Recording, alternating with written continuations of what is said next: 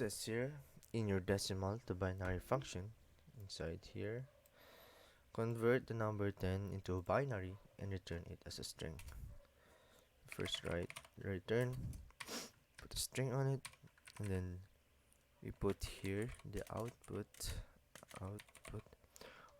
from the conversion from the number 10 into a binary.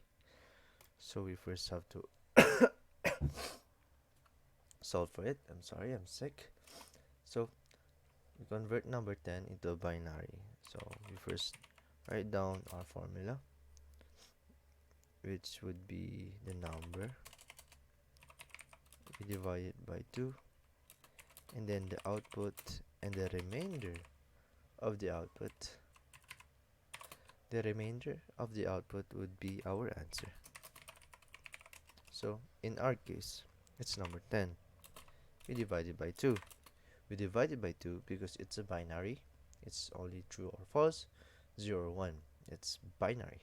So 2 divided by 10 is 5. Remainder would be 0. There are 5 2's in 10. There's nothing left. So the remainder would be 0. So we divide the output 5. Again, we divide by 2. 1, 2. So there would be 2. The remainder would be 1 because there are 2 2's in 5 and there is 1 left out, so the remainder would be 1. And then 2 divided by 2 would be 1, of course, so remainder would be 0. And 1 divided by 2 is 0, so the remainder would be 1. So I don't know what that means, but it says here, I've done my research.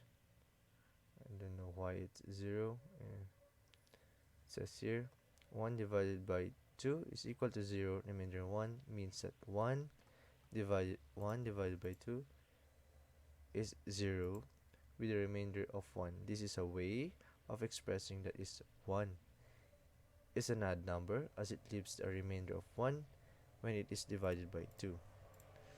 So, but that is not universally applied in the integer division. So to get the result, or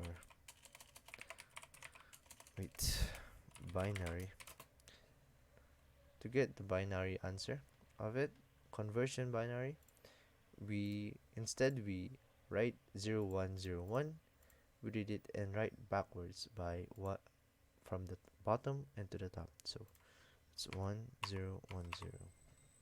So we copy that. Then we go back here, delete our output, and then it should be 1 0 1 0. Oh, we have to delete that first. Yay.